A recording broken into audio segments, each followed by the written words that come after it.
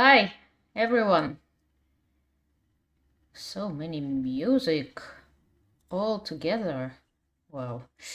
Um, it's nice to see you. It's nice to see you all, and I decided that it's about time to make another um, Chess Killer Tips podcast revisitation, if I can say so.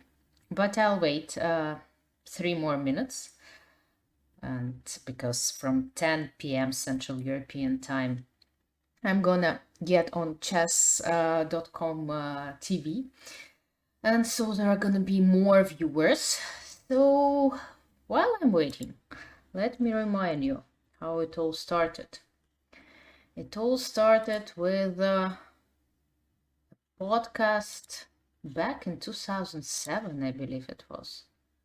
It was a long time ago. Quite so long, I can't really remember. Let me find this information. Yes, hello. Hello. And while I'm looking for it, I was thinking that it would be wiser to prepare. But yes, so the first episode of this Chess Killer Tips podcast was recorded in July 2007. Oh my gosh, a long time ago. In July 2007, and the last one was published in August 2009. So altogether there were 64 episodes, and at that time I created a special YouTube channel for those Chess Killer Tips, and you can check it out. But in my recent streams, I decided to go over to all those episodes of this podcast to listen to them, and then I analyzed in more details the idea of each episode, or the line, an opening line, tactical line. And today, since I've already revisited 10 episodes of my Chess Killer Tips podcast, now it's time for episode number 11. And today we're gonna listen to Chess Killer Tips podcast episode 11. Meanwhile, I'm waiting for your comments. And we're gonna listen, and then we're gonna discuss in more details this episode. So it's 10 p.m. It's 10 p.m. Central European Time. It's midnight in Moscow, and I think it's a good time to start my Chess Killer Tips podcast revisit. Okay, so here we go. Let me switch it on. So we're gonna listen to it first, and then we're gonna discuss it in more detail. So here comes Chess Killer Tips podcast episode number 11. Welcome to Chess Killer Tips, brought to you by ChessQueen.com. Here's your host, Alexandra Kostyniuk. I'll show you now a very interesting game between Napoleon and General Bertrand, played in St Helena in 1818. Napoleon began the game by playing knight f3.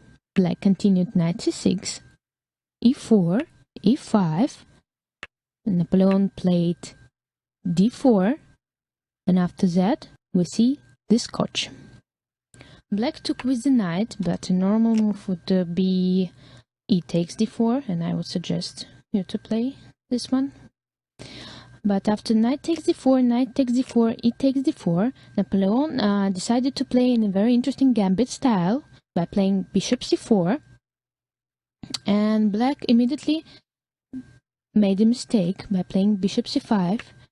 Here white had a strong move, bishop takes f7 check, For example, bishop takes f7, king takes f7, queen h5 check, and after, for example, g6, queen takes c5, white has a very good position. But Napoleon played c3. Here black should have played d5, giving away an extra pawn, but finishing its development. But black played queen e7, castle, queen e5, and here a very strong move that I like very much, f4. D takes c3 check, king h1, c takes b2,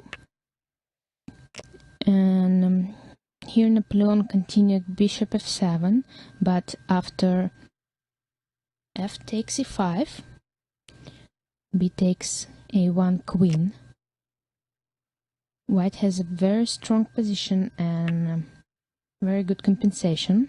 Bishop f7 is interesting, but I think not enough. So bishop f7, king d8, f takes e5, ba queen, bishop takes g8. Here black played bishop e7, but c6 is also interesting with the idea to escape with the king to c7 and then to play d6 and to finish the development.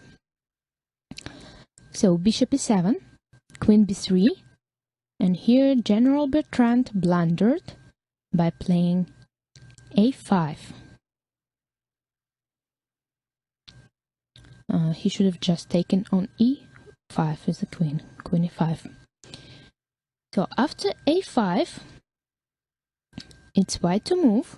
You can press pause now and think about this position for as long as you need. I'll be back at the end of the music. Time to think, guys. I am back.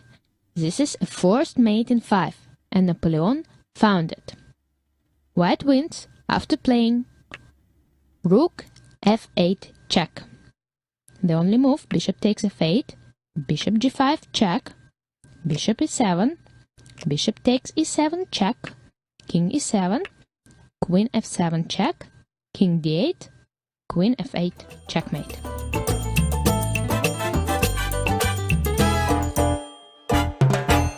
As you can see, Napoleon was a very good tactician. The gambit style suited him perfectly.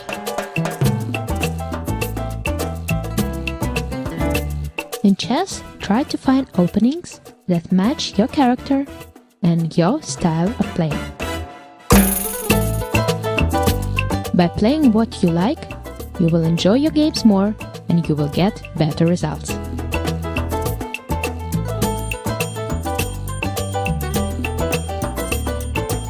Thanks for watching the Chess Killer. Okay, so that was a very interesting game discussed in this episode. And now we can have a look more closely at this game and analyze it. Well, of course, it's always difficult to say whether this game actually had happened or not, since we don't have any score sheets signed by both players. We don't have any videos to watch as a proof, so we can only guess whether it actually had happened or not. But there are many games like this in chess databases, and it's nice. It's nice to know that chess was played at that time, and well, some of the games either have been created or played for real. And now we can discuss them and analyze them and hopefully try not to repeat the same mistakes that opponents made in these games. And this is a game by the great Napoleon Bonaparte, I believe. I'm not sure why it's written Napoleon I. Let's have a look. Let's have a look at what happened in this game. Very strange move order. Napoleon probably liked cavalry and moves by knights. And thus he started the game with what is known nowadays as the ready opening. But this ready opening quite easily transposed to the Scotch. Yes, to the Scotch opening, the Scotch game. And black made the first inaccuracy in this game. Well, it's hard to blame the players since this game was played in 1818, quite a long time ago, and at that time, of course, nobody actually knew long theoretical lines that we're all aware of today. So every single game was creativity from move 1 on, and here black took with the knight. Now every single player, I think, takes with the pawn, even without thinking why. And after knight takes d4, they don't take the knight on d4. They either develop the knight from g8 or the bishop. And, well, why? Because after knight takes d4, that's what actually happened in the game, white could have just taken with the queen. And apparently even always say that one should not bring a queen out too early. In that case, the queen on d4 is very well placed. There is no knight on b8 anymore to attack it, and thus white queen will just put some pressure on the king side, black's king side, and will make black's development a harder task. So queen takes d4 would have led to a nice opening advantage, but of course we're watching the game by Napoleon, and he was not thinking about small opening advantage. He went straight to attack. Bishop c4, and his opponent made immediately quite a big mistake. His opponent, he should have played bishop. Oh, right.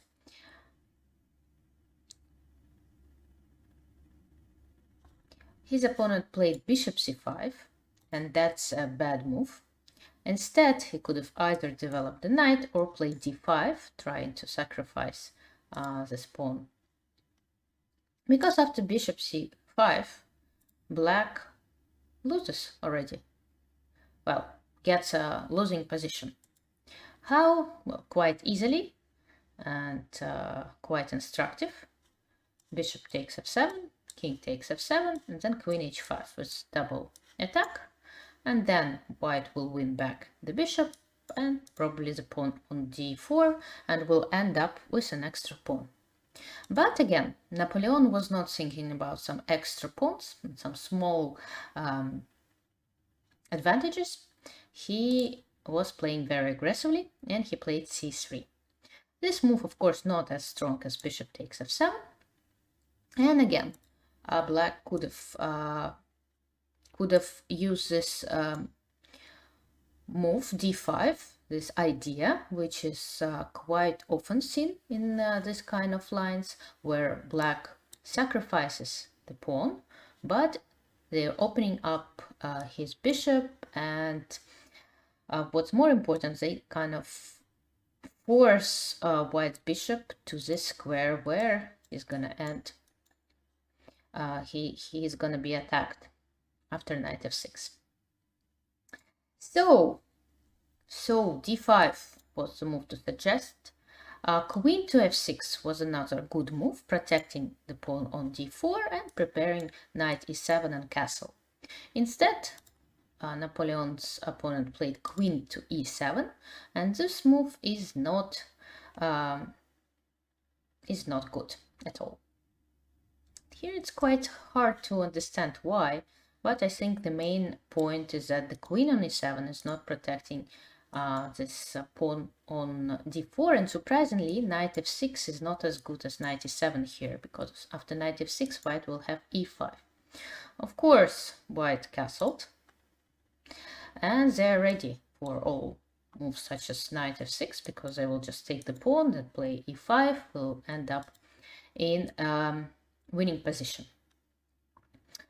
Here black's position is quite difficult already, and they're making this move which doesn't look nice, but how to support the pawn on d4 if not queen e5.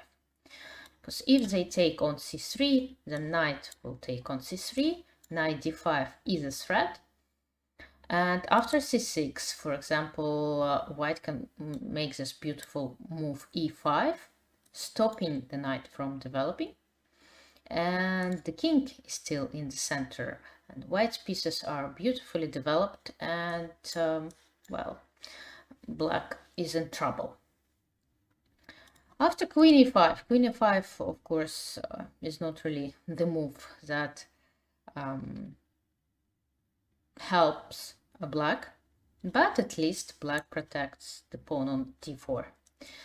And Napoleon played f4, sacrificing the pawn on c3. Black took the pawn, king to h1, and here black took another pawn. Well, it was very hard to resist, right?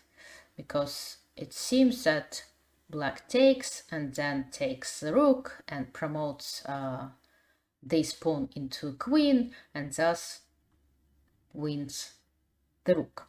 But in fact they forgot about king's safety, and instead of c takes b2, queen to d4 led to quite an unclear position.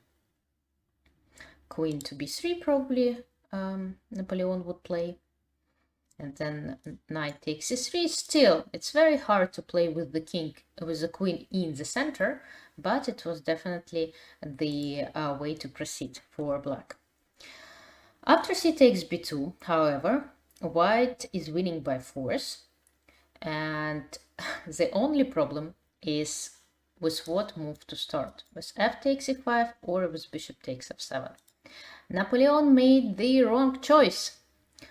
It often happens in chess. You see the right idea, but you choose the wrong move order, unfortunately. So what would be your choice here? F takes e5 or bishop takes f7? What would you choose?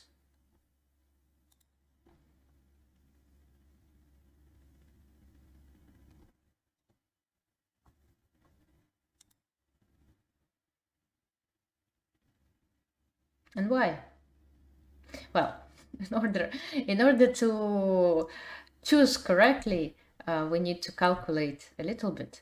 You know, when we just learn chess and learn how to play chess, and when we study and solve those millions and millions, hundreds and hundreds of those puzzles, we somehow, for some reason, there are so many sacrifices that lead to checkmates or winning material that sometimes we consider them to be like normal moves. And but usually, if you have a choice to give something or to take something, in 90% of the cases in chess, it's better to take something for free. I mean, if you're giving away a piece or taking a piece, then normally you should pick the second option, right? So unless you're not satisfied after calculating the line with f takes e5, I doubt you should even consider bishop takes f7. So first you should calculate f takes e5, b takes a1 queen, and look here, because it turns out, again, surprisingly, that bishop takes f7 is a mistake here, because after bishop takes f7, the king goes to d8, and it's not clear how to continue the attack. That's what makes this problem quite difficult. So bishop takes f7 is the wrong move, because you need to get with the queen there. And if you notice queen d5, that is the move to make and win here with white. Queen takes f7 turns out to be quite deadly compared to bishop takes f7. And that's the difference between those two moves.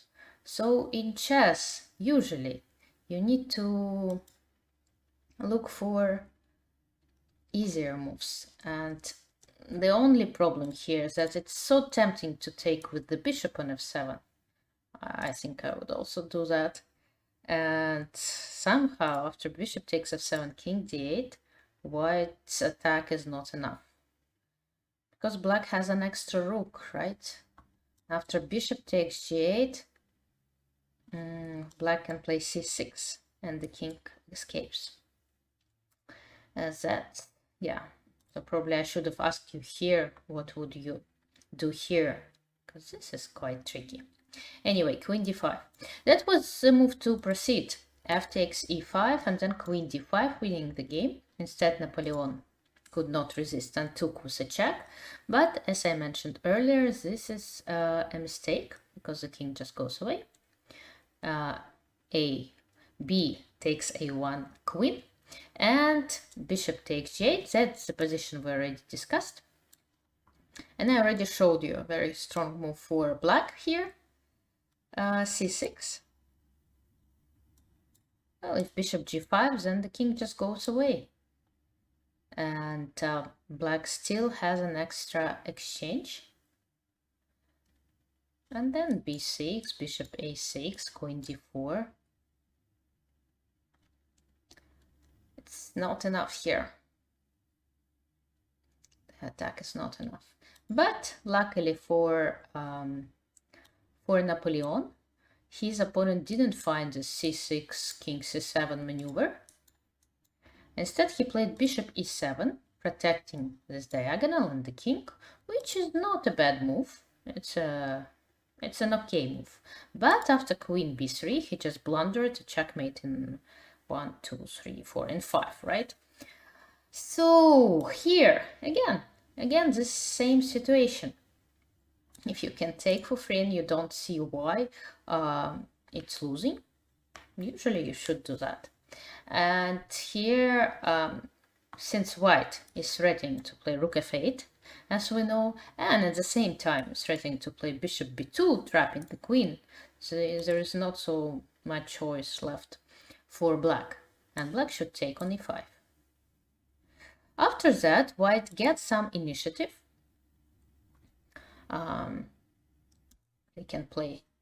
They can try to checkmate like this beautifully, but again, it's not enough for a checkmate. It should be a draw here. But instead, as we know, black lost. No, it's not the game against Madame Duchamp. It's a game against General Bertrand. With Madame Napoleon played another game. What was that? This game with Madame. I do remember. Some knights. He checkmated right here, somewhere in the middle of the board.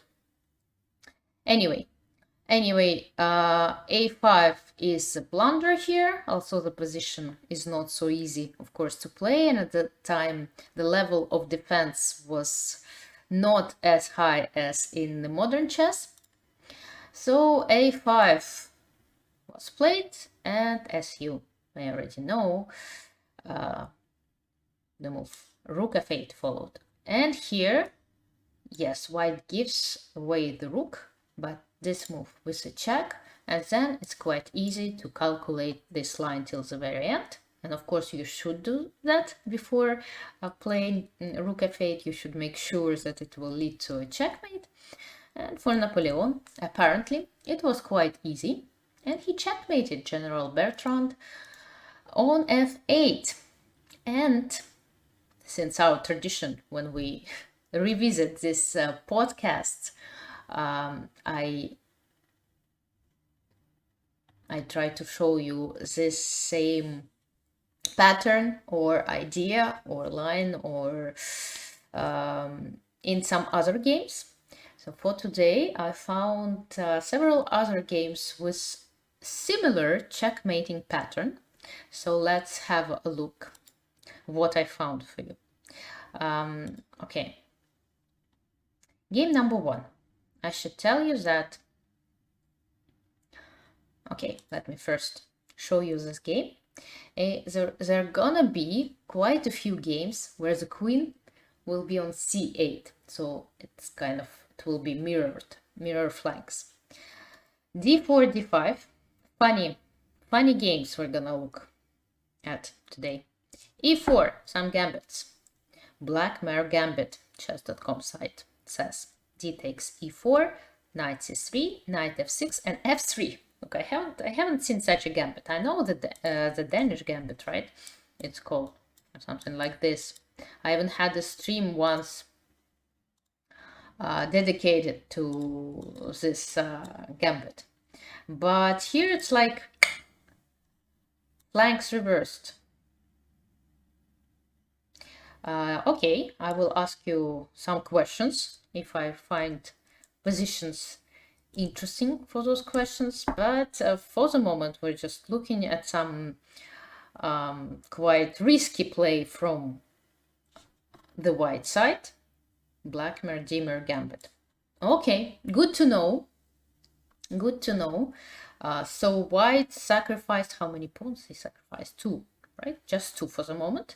They sacrificed 2 pawns and they hope to get some compensation for the pawns.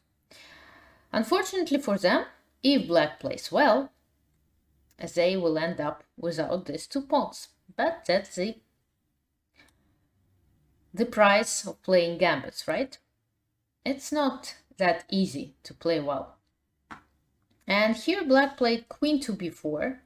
That's already a slightly inaccurate. It would be better to play queen g4. Why? In order not let white castle to the queen side. Because after queen b4, white castle, and what do we see? We see that black's king is still in the center, white's king is castled, white's pieces are developed quite nicely already, and I don't know what were the ratings of these players, to tell you the truth. Let me see. It was an open in Paris in 1966. I think we can check on the FIDE website, ratings.fide.com. If you're interested, you can go there and try to look up for this players' ratings, especially probably, I'm not sure about the black player, but the white one might be in the rating database. But anyway, I think black played queen to b4. They hoped that alongside castle will not be possible because of bishop to g4. And this move is a very big mistake. And now you're gonna tell me why. What is the problem? How white is supposed to proceed and play? What did black miss? Defrel, you play this gambit all the time, and I see that you do play this gambit. You know already white's ideas very well. Is it a good gambit? Enlighten us, please, because I'm not playing this gambit, and well, actually I found out about this gambit only, we can say, today. Only today. So because there are so many strong players in my chat, and many of you already proposed knight b5.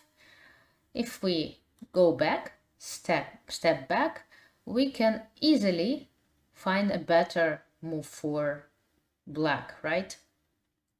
So we know that knight b5 is a threat, and if we know what a threat is, well, then it's quite easy to find the defense. Yes, c6. c6 was much better than bishop g4.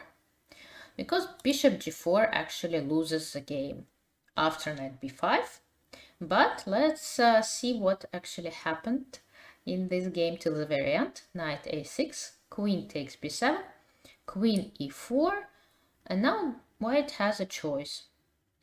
And then they made the wrong decision. What would you do here? How would you play?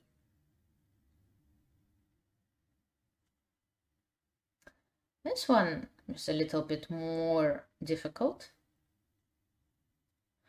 It's white to move. You have a very good position. How would you proceed?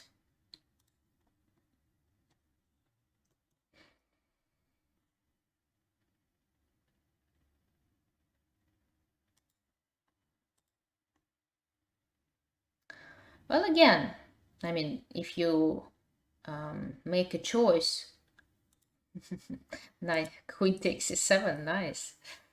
Queen takes a7. Well, if you make a choice, if you take the knight, then you should, of course, ask yourself what black will do. They will take your bishops, they will take your rook.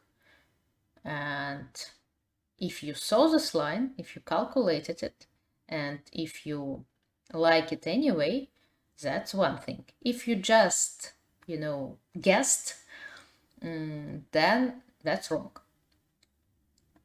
So before making a choice, we need to to look closely, to calculate some lines, because there is a choice, right? White can take on c7, on a6, on e4, on a8, unfortunately it doesn't help. Even on c7 with the queen, white can take. And we need to calculate every move and then make up our mind and make a choice.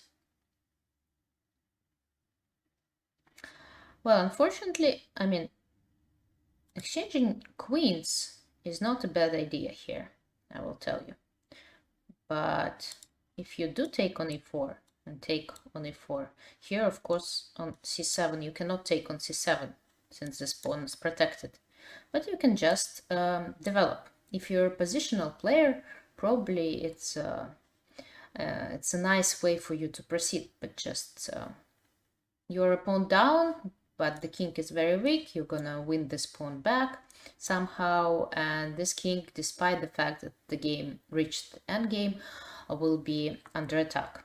But of course, we should have a feeling that with such a king, exchanging queens, it's like giving our opponent, some time to survive. And though we should basically focus on more aggressive moves. White played knight takes c7 in the game. Unfortunately, it's a losing move. Queen takes a6 is the right move, but before making this move, you should see what's gonna happen after queen takes e3 and then bishop takes d1. It's not that hard to see, but you should see this line, which is not that difficult. But anyhow, you should be able to see that your attack, well, if you see move queen to c6 with double attack, it's already enough. You don't have to calculate till checkmate. It's good enough, and here you should be able to evaluate the position. So queen takes a6 was winning. Knight takes a7, unfortunately, is losing, because after knight takes a7, queen takes e7, queen takes e3, king b1. Black has several good moves, including queen b6. After queen b6, somehow, even though the king is still in the center, black survives this white attack. They're able to defend his king, And thus he has an extra, what? An extra bishop. It will be enough to win the game. But unfortunately for black, they didn't play queen b6. They didn't play bishop d7, which was also okay. Instead, they blundered with rook c8. And that's a tough blunder. That leads to checkmate in 2. Well, you suggested queen takes e6, but it was not really, it was a guess. And in order to play chess well, you should not guess, you should calculate. If you've calculated everything, then I would not scare you with queen e3 and bishop d1. You would just say that yes, but in that case, queen c6 will follow. So that's the difference between guessing and calculating. Sometimes, we can guess correctly and play wonderful games with guessing only. But still, in order to progress in chess, in order to become a better player, one needs to teach himself or herself to calculate. No, everyone can calculate. Just practice and self-discipline. Okay, so here of course it's checkmate in 2. That should be easy. Checks is the first thing we should. Well, queen c8 is queen takes c8 is too generous, but bishop b5 first, and then queen c8, and we actually get the same checkmating position, but with the flanks reversed, with the flanks mirrored. Yes, chess is 99% tactics, exactly. So that's why if you calculate well, then you'll win most of your games. So let's go on. And looking for similar checkmating pattern, I found another very nice attacking game by Alexei Shirov. And this game started with another gambit. In that case, the king's gambit. f4, e takes f4, the king's gambit accepted, knight f3, g5. And here Alexei played bishop c4, which is, well, at least in the Russian literature, I think called the Palerio gambit or something like this, because white, here it says Muzzo gambit. Well, now I'm kind of, I'm not sure which is Muzzo, which is Palerio. I know there are so many beautiful names in the King's Gambit, but anyway, it's some kind of King's Gambit where white sacrifices a piece, in this case a knight, and they hope that because of the development of its pieces and because of all black pieces are currently on the starting position, they will be able somehow to win this game.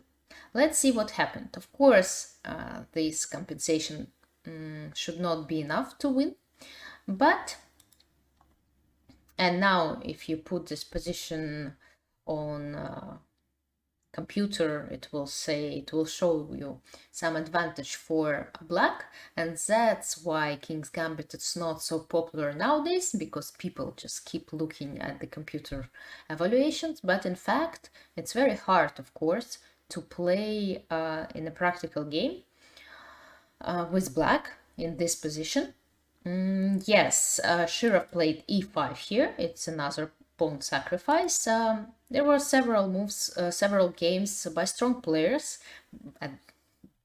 Chigorin, I believe, Morphy even, that played d3. So it's like another possibility for white, more positional if you wish. No more sacrifices. For the moment, knight c3, probably bishop f4 will come. But e5 also is the move to continue. It's probably not as strong as d3. Queen takes e5. And here there were some games by Morphy and Zuckertort, who played d3 here. Alexei played bishop takes f7. Double Mutsu gambit, says the site chess.com. Okay, so 2 pieces. Who cares about pieces, right? If the king is in the center. And d4. No pawns, no pieces, but I don't care, says Alexei Shirov, since the king is so exposed and is so out that I'm gonna checkmate it. Yes, amazing, amazing. And actually it happened. He did checkmate this king. Queen f5 is the correct way for black to play here. Although after g4, queen g6, bishop f4, there is some attack. But unfortunately for white, too many pieces have been sacrificed. And here the attack will eventually end and the pieces will stay. So king g7, rook f8, knight c6. And here the computer gives like -6, huge advantage to black. But luckily for Alexei and for us, his opponent decided to continue his fiesta and took on d4. But after queen takes d4, black gives one more tempi to white, so bishop e3. They managed to develop bishop because of the spin. Queen to f6. Black played bishop takes f4, and it's getting difficult despite the fact that black has 2 extra pieces and actually the same number of pawns, surprisingly. But it's hard to play. It's very hard to play. Bishop c5, I would play probably bishop c5 and then knight e7, but it's kind of scary because then I need to give up a piece and then my king is still not safe. Black played king to e8, and after knight c3 we see that knight d5 is threatening, rook e1 is threatening, queen h5 we should keep in mind, right, with the idea to play bishop g5 somewhere. So it's getting tougher and tougher, and not surprisingly, because look at those pieces. They're all on the 8th rank except for the queen. And knight c6 has been played, and that's already a losing mistake. Knight e7 was supposed to be played, protecting the square on d5. But after knight c6, knight d5 followed. Queen g6, rook a to e1. Bishop takes e7.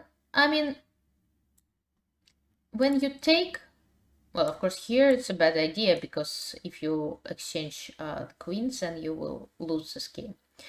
But it's not about just a pawn, and king cannot really go to d8 because then bishop takes e7 will come up as a check. It's about initiative and about creating threats all the time.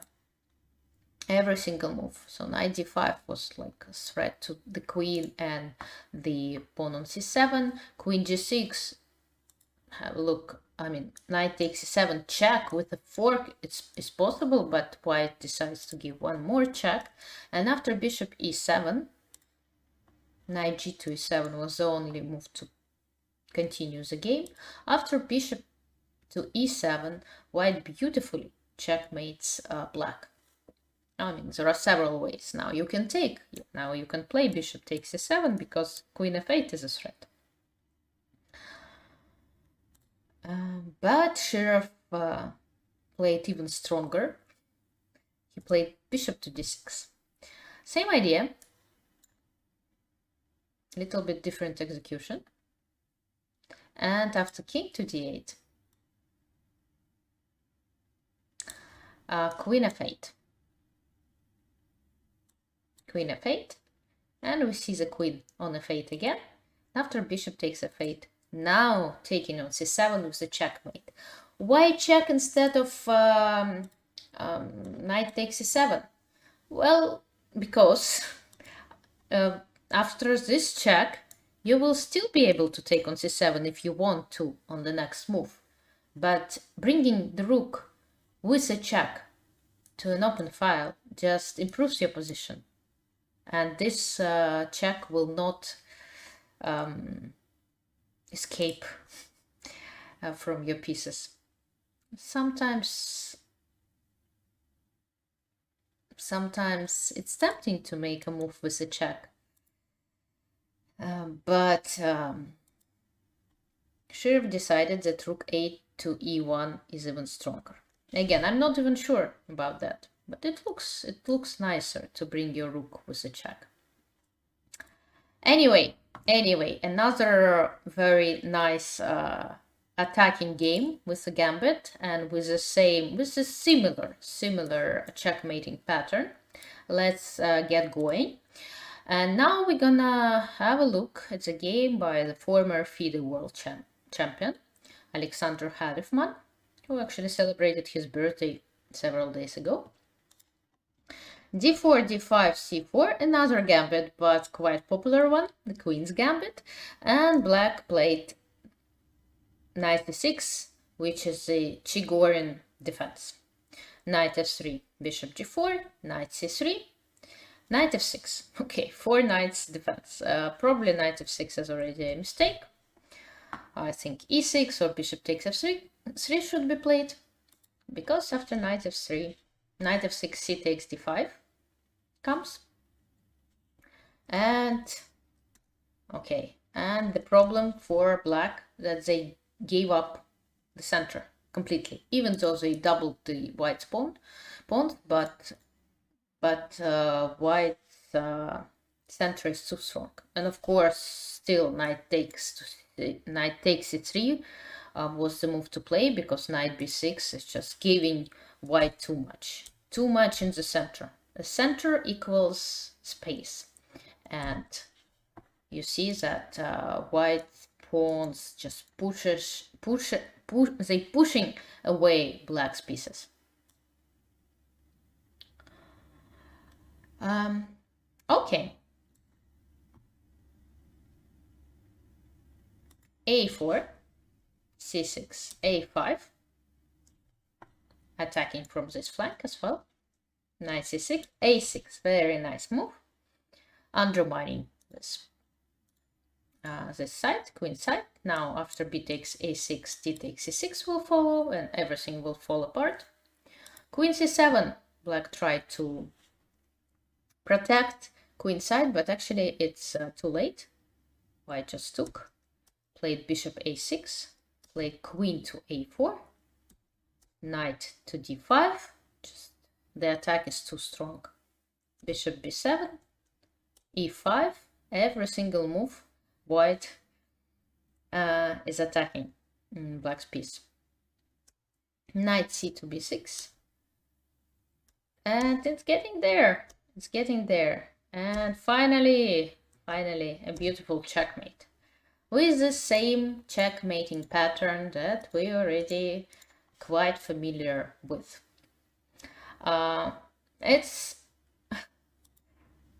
You cannot really see this checkmating pattern pretty often, but nowadays there are so many blitz online blitz games that end up in databases, chess databases.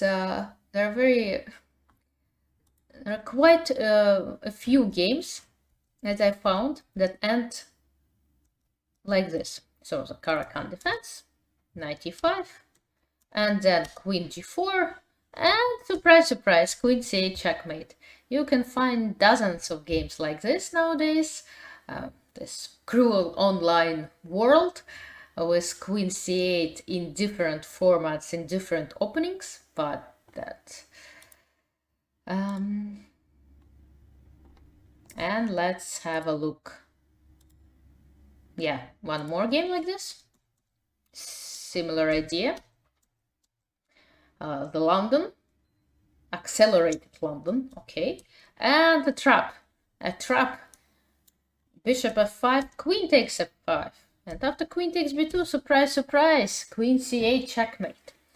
So, yes, cruel, yes, online world. And one more game for today I'm gonna show you with checkmating on f8. e4, e5, knight f3, knight f6, bishop c4, Urusov gambit.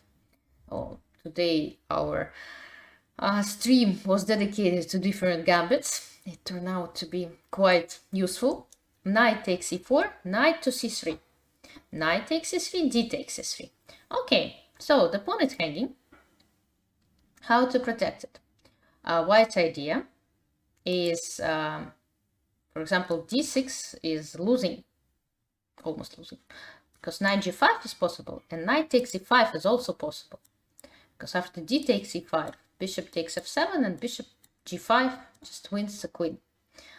And if black plays queen to e7, then bishop takes f7, castle, and white's attack is too strong.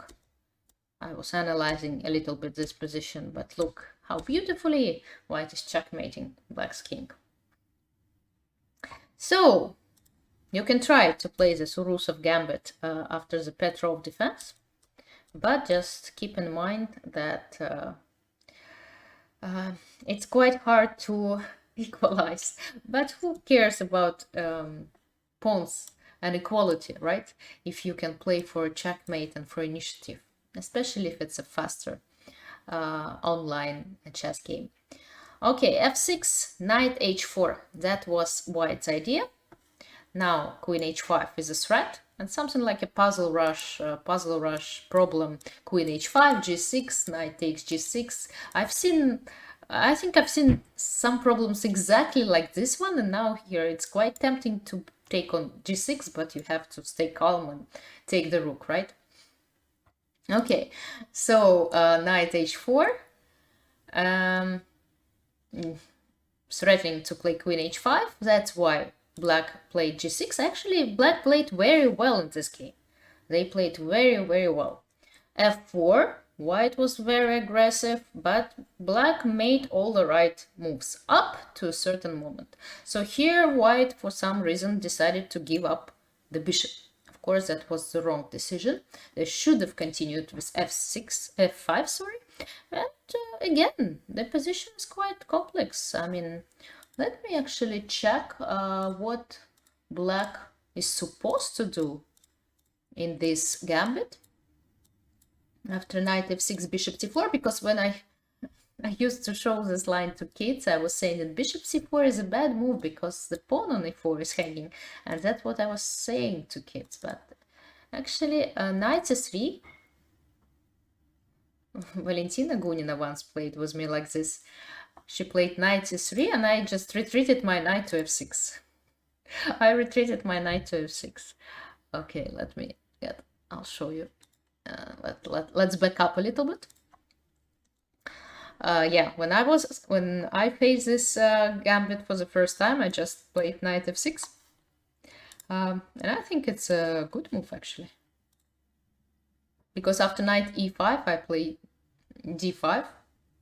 I lost this game, but of course it didn't really... it wasn't connected with the opening. So... yes, so I don't have any other lines or is there any games with this? Yeah, there are many games with this move order, not by any familiar players, so okay, that's for homework. You can work on that line at home, but it looks interesting. Knight e4, knight c3, take, f6, knight h4. Queen h5 is a threat. g6 is the only move not to get into a worse position. And then f4. So if black takes, then I think, yeah, white's idea is to castle. And it seems that d5 should be played. But again, I mean, it's not so clear. Interesting. Okay. Anyway, queen e7 was played. And castle here, of course, is a mistake. As I told you, f5 should be played and analyzed. So if you wish to try this line analyze this position at home. And of course, after f4, analyze e takes f4 as well. And I think black can play d6. But here, after d6, f5 is very strong. Actually, f5 is very strong. Probably that's why white played f5. Maybe it was a pre-move or something like this. No, they didn't play f5. They played short side castle. Okay, and that's a wrong move. Queen c5 check with a double attack, and white lost one more piece, and they sacrificed one more, and well, the position is completely lost and completely hopeless. d6 should have been played. Instead, black played bishop d6, and actually bishop d6 is losing. So that's a problem. That's a problem to be playing with the king in the center, even if you have like a huge material advantage as black. Here, one inaccurate move can lead to a complete disaster. Here there are so many strong moves for a black, keeping the advantage, well, d6 being the easiest, I think, because after f7 you go to d8, and luckily for you there is no knight on f3, no bishop g5. And if queen d5, with the idea to play f7 and bishop g5, then you play c6, and after f7, king d7. Okay. But, as I told you, black played bishop to d6, and that turns the tables around. Will you be able to find the strongest move for white here? That's a nice, I think, problem. White didn't solve it. White made the wrong move, and they should have lost the game. What's the rating? I have no idea what's the rating of the players, but we can check it out on ratings.fide.com. I wasn't looking. It was a chess.com online tournament in April 2021, so quite a recent game. Let me see. While you're thinking about this position, I'm gonna check out the ratings of the players, and we'll let you know.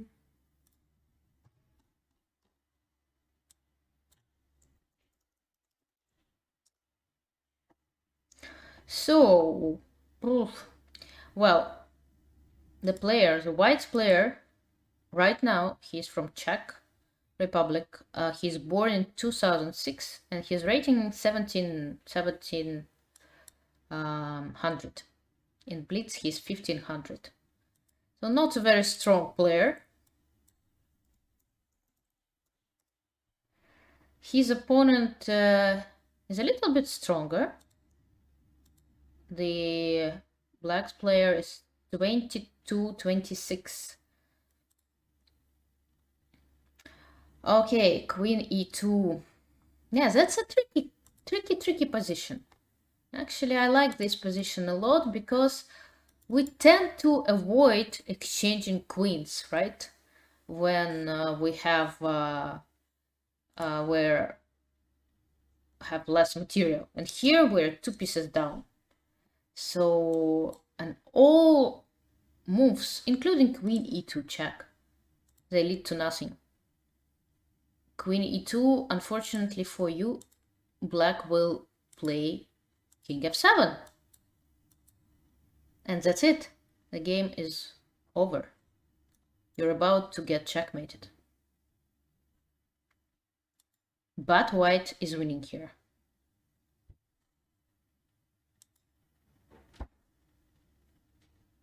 Rook e1, same story. Rook e1, same story. King f7, king d8. One check. Check is not a checkmate. That is the problem.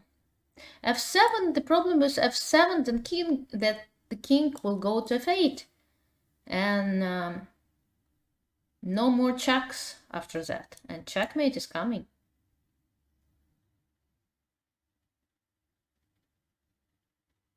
So how to win the game here with white? h3, g3 is too slow. Well, queen d6 is too desperate. Queen takes d6 is too desperate. Bishop f4, I will gladly take the piece.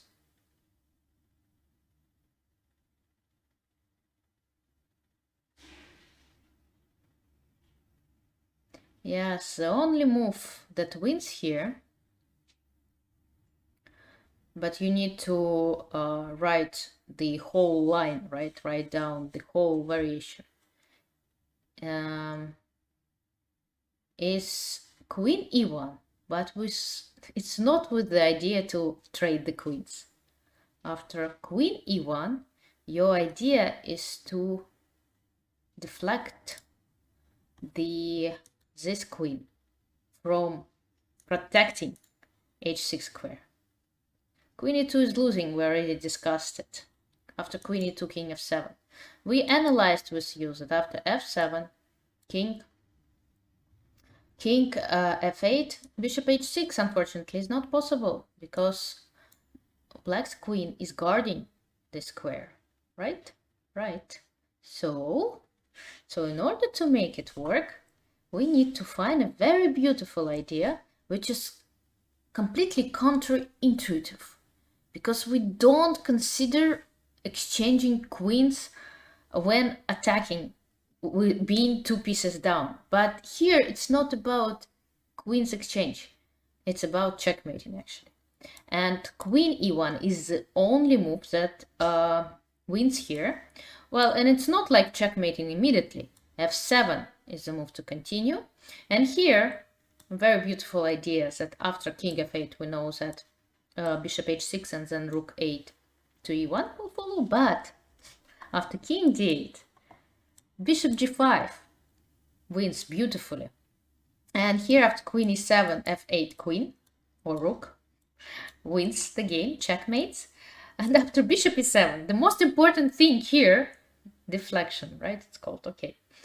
The most important thing here is not to play f8 queen, because because after rook takes f8, unfortunately for you, you will not be able to take the rook because it's pinned.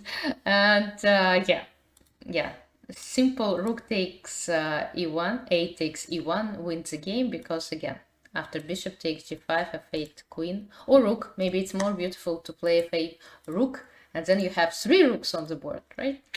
3 rooks on the board. No, it's cute. Wins the game. So queen e1 is very strong. It's very, very strong. Queen takes e1, but f7, the game is not over completely here. King e7 should be played. And then bishop g5, king e6, rook a to e1, king d5, but this pawn on f7 is very strong. So white will just play rook e8 or bishop h6, will promote this pawn, and you'll end up with what? I can't calculate. Yeah, the problem is that there is no way to stop it, right? Because if I just play f8 queen, then it's not enough, of course. Then I'm losing. Black has an extra piece. But I play rook e8, and the rook is under attack, and black cannot stop this pawn. Yeah, 3 rooks at once. Well, we analyzed today till we found some beautiful checkmating patterns. Remember this, kids? Otherwise, 3 rooks on the board. Yeah, nicely. Yeah, very cool. Very cool. Actually, I didn't expect it to be that cool. I picked this game only because of its final position. We haven't reached this final position, and we already know so much. We discussed the rules of gambit, we discussed this queen e1 move. Okay, but as we know, white's player did not find this beautiful move. It was an online, probably blitz game, and of course queen e1 is quite hard to spot. Instead, white gave a check, king d8 was played, and actually the game the game was about to end with black's victory. And I don't know why they didn't give a check. Or they didn't play rook f8, preparing this check and then preparing to take on f7. Instead they played b6, which is okay, but it's kind of move in the wrong direction, I think, for the moment. Queen d5. And again, okay, b6 is not that bad. Okay, bishop a6 here would be like enough to win. But they played knight c6. And here is a huge mistake. It's a huge blunder. Black loses after this move. They forgot that queen d5 was not actually... It's not only about the rook, but rather about protecting this g5 square. And that's why it was so important to play bishop a6. Not only because it attacks the rook on f1, but because of the fact that after bishop g5 there is this square for the king, which saves the game, wins actually the game for black. And alas, knight c6 happened, alas for black. Oh no, my king. Here's the situation. Oh no, my king.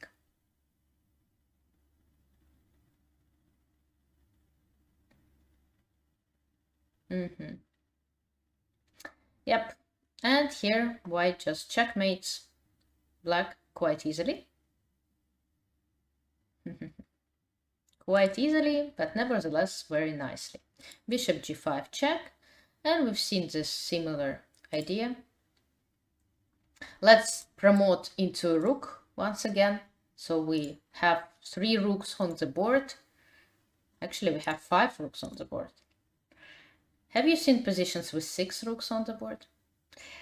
Okay, f8 rook, let it be rook. Rook takes f8, rook takes f8, and it's a checkmate. That's how the game ended. But I think we can all agree that it was quite an interesting and instructive endgame that started with the Urusov gambit. And you definitely can try it in your online games, maybe in your over-the-board games as well. But there are so many games online nowadays that it's nice to find ideas for these games. Okay, so that's it for Chess Killer Tips podcast revisit episode 11. That was episode 11, and I hope to get it going.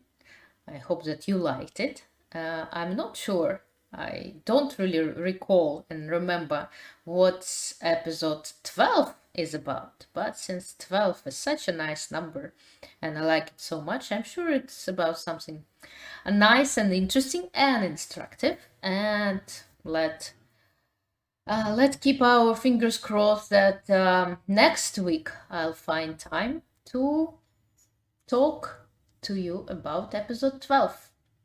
And of course, thank you so much for being with me tonight. It's getting late and I'm a little bit sleepy. But tomorrow is a new day. And again, thank you so much for listening, for watching, for trying your best in finding good moves. And I see you all really soon. I'm sure we're gonna talk about pawn breaks in one of these podcasts because they're so common in endgames. So I'll be back with more episodes, with more streams. I've heard that from February 1st on, there are gonna be 2 title Tuesdays. From also February 12th, there's gonna be rapid tournaments on weekends, and Arena Kings is coming. So there are gonna be a lot of streams and possibilities for us to talk and discuss beautiful chess positions and games. And let me see who is streaming right now so I can center it. And meanwhile, I wish you all very best.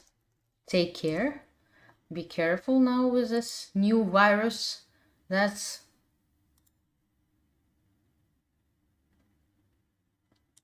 Zs are playing its own game. Yeah, so take care, guys. I'm gonna send Ray to